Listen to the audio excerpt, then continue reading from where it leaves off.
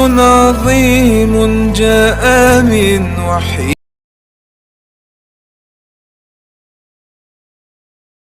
اللهم صل على محمد وعلى آل محمد كما صليت على إبراهيم وعلى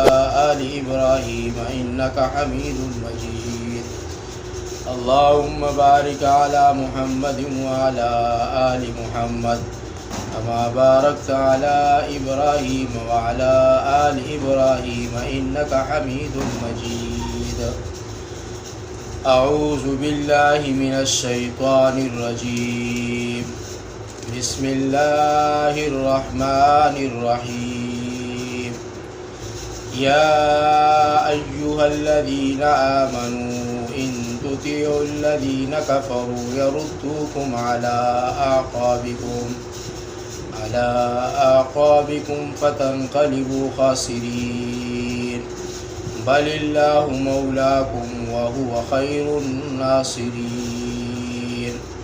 صدق الله مولانا العظيم. سلورم سپارہ سورت آل عمران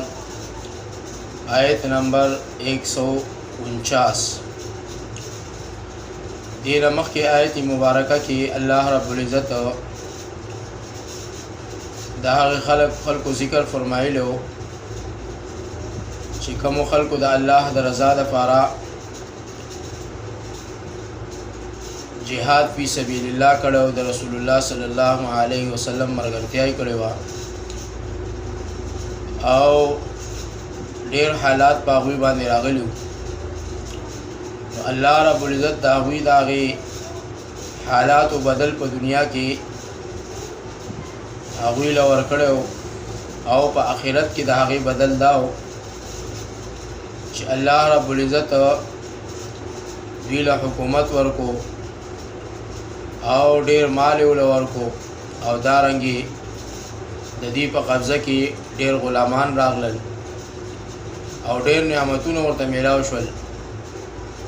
او د آخرت په حصه کې چې کوم دی د جنت نعمتونه الله رب العزت ورله ورکړل او د داسې خلکو سره الله رب العزت دوستی کوي او داسې خلک چې کوم دی د الله رب العزت دوستان دي. اوس دې آیت مبارکو کې الله رب العزت هغه خلکو لا د دې خبرې تعلیم ورکوي چې کوم خلک د جنگ احد په میدان کې چې ځان ته مسلمانان ول لیکن هغه اصل کې منافقین وو.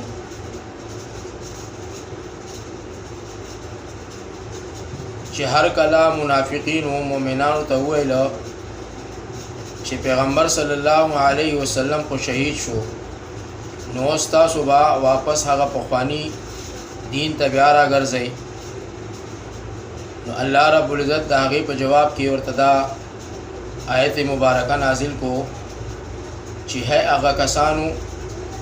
چې تاسو ایمان راوړی دی که تاسو حکم ومنئ او د هغه کسانو چې کافران شوي دي نو واپس به وګرځئ تاسو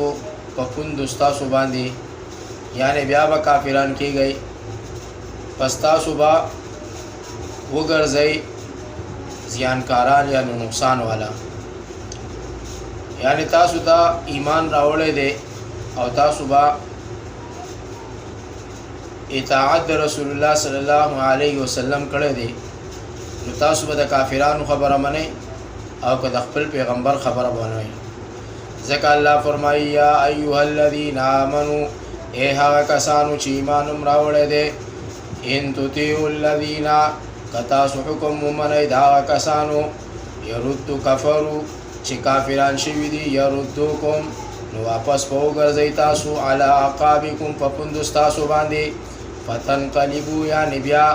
به کافر کړي تاسو خاسرین او کچری تاسو داسې شوي نو تاسو به د ځانکارانو د نقصان والا نشئ. بل الله بلکې الله تعالی مولاکم مددگار ستاسو دی وهو او بهتر خیر الناصرین بهتر مددگاری د هغه ده سنلقي فی قلوب الذین زرد چې مونږ به وغورځو په زړونو د هغې کسانو کې کفرو چې کافران شوي دي الرعب یره بما اشرکو په سبب د هغې چې شریک کړی دی دوی بالله د الله سره ما لم ينزل به دې سره هغه څیز چې نه دی رالیږلی الله تعالی به سلطانا په عبادت د هغې باندې ومأواهم النار او ځای د دوی اور دی وبئس مثوى الظالمین او ډېر بد ځای دی د ورتلو ظالمانو لپاره یعنی هر کله چې مشرکانو ابو سفیان په ورځ د احد یعنی دوی کورونو ته روان شو او څه قدر لاړل نو بیا پېښمانه شول او ویله چې مونږه خو د مسلمانان قتل کړل خو لږ شاتې ترېنه پاتې شو نو مونږه ترېنه روان شو راځئ چې بیا ورپسې لاړ شو او بالکل چې کوم دی ختم کو د صفایاستۍ نه یې مډاو کو نو هر کله چې دوی دا اراده وکړه او په دې اراده را روان شول نو الله پاک د دوی په زړونو کې یو یره ورځوله او دوی واپس را روان شول لکه چې په دې آیت مبارکه کې الله رب العزت بیان کړی دی ولقد صدقكم الله او خامخا په تحقیق سره رښتینی کړی ده الله وعده وعده خپله استحسونهم په هغه وخت چې وجل به مکافرانو باذن په حکم د الله باندې یعنی دا کار داسې و چې رسول الله صلی الله علیه وسلم د احد په میدان کې و او د احد غر ته چې کوم دی شاوه او مدینه منورې ته مخ و او په دې رنګې یو غونډۍ وه چې په هغې غونډۍ باندې د دشمن د راتلو خطره وه نو رسول الله صلی الله علیه وسلم لږ شانتې مجاهدین چې په هغوی باندې عبدالله بن جبیر رضی الله تعالی عنه هغه امیر و هغه یې په امیر کو په هغه غونډۍ باندې چوکۍ جوړه کړله کېناستل او دی ورته ارشاد فرمایل کمونګه ملامات یې وکړله یعنی مونږ کامیاب شو او که ناکامه شو یعنی که شکست راته میلاو شو خو تاسو به دا ځای پرېږدئ نه دارنګې چې کله هغوی ولیدله چې رسول الله صلی الله علیه وسلم او مسلمانانو کافران راګیر کړي دي او کافران ګډې وډې منډې وایي او ډېرې پکې قتل کړل او ډېر چې کوم دی هغه وتښتېدل نو دوی وی چې راشئ جنگ ختم شو او مونږ به کوز شو امیر عبدالله ابن جبیر رضی الله تعالی عنه دوی منم کړل لیکن دوی شن کسان چې کوم دی هغه راکوز شو هغه ځای پرېښودو او عبدالله ابن جبیر او لږ شانتې یو څو تنه ورسره پاتې شو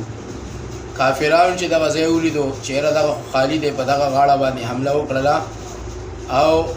عبدالله ابن جبیر رضی الله تعالی عنہ سره د ملګرو د هغوی مقابله وکړله لیکن هغوی زیات و دوی کم و دارنګې هغوی شهیدان کړله او د هغه طرف نه چې کومه حمله وکړله هغه د مسلمانانو د هغه فتحه چې کوم دی هغه په شکست کې بدله شوله یعنی د هغې لږ شانتې غلطۍ په وجه باندې چې کوم دی هغه فتحه چې کوم دی پر شکست باندې بدله شوه ولقد صدقكم الله او خامخا په تحقیق سره رښتینې کړله وعده الله وعده خپله استحسونهم په هغه وخت کې چې وجل به مو کافران باذن په حکم د الله سره حتی تر هغې پورې اذا فشلتم چې بېزړه شوئ تاسو وتنازعتم او جګړې مو کړلې په کار فی الامر په کار د جنګ کې وعصیتم او نافرمانی مو کړله من بعد پس له هغې نه ما اراکم چې وښودل تاسو ته الله تعالی تحبون هغه څیزه چې ستاسو خوښو منکم بعضې له تاسو نه من هغه څوک یرید الدنیا چې اراده یې لره د دنیا ومنکم او بعضې له تاسو نه من هغه څوک یرید الاخره چې اراده یې لره د آخرت ثم صرفکم بیا یې وګرځوئ تاسو عنهم له کافرانو نه لیبتلیکم دپاره دې چې ازمایي تاسو ولقد عفا عنكم او خامخا په تحقیق سره عفو وکړه عنكم تاسونا والله الله تعالی چې دی ذو فضل علی المؤمنین خاوند د لوی فضل په مؤمنانو باندې یعنی هغه لږه غلطي چې کوم تاسو نشي وا د جنگ په میدان کې د هغه پوجا باندې هغه جنگ چې کوم دی هغه تاسو وبایلو او تاسو ته چې کوم دی شکست میلاو شو نو په دې وجه باندې ډیر نقصان شو رسول الله صلی الله علیه وسلم پاغي کې چې کوم دی زخمی شو دا غاخونه مبارک چې کوم دی هغه ته نقصان ور رسیدو او دارنګي په سر کې چې کوم دی اوس پنی لاړلی او امیر حمزه رضی الله تعالی عنہ پاغي کې شهید شو او نور او یا لوی کبار صحابه چې کوم دی پاغي کې شهیدان شو نه دا صرف دا غيو نافرمانه او حکم نه منلو په وجه باندې چې کوم دی هغه تاسو ته دومره نقصان ملاو شو نو الله رب العزت دا په تحقیق سره چې کوم دی تاسو ته خپل خطا چې کوم دی معاف کی او الله رب العزت په مسلمانانو باندې ډیر فضل کوونکی دی او ډیر مهربان دی الله رب العزت موږ ټول له عمل توفیق راکړي کریم الله دې وکړي چې دا آیتونه مبارکه او د دې په برکت باندې چې څومره زموږ مشکلات دي الله دې موږ آسان کړي السلام علیکم ورحمۃ اللہ وبرکاتہ اللهم لك الحمد كما انت وصل على محمد كما انت وافعل بنا ما انت فانك على التقوى وعلى المغفرة رضينا بالله ربا وبالاسلام دينا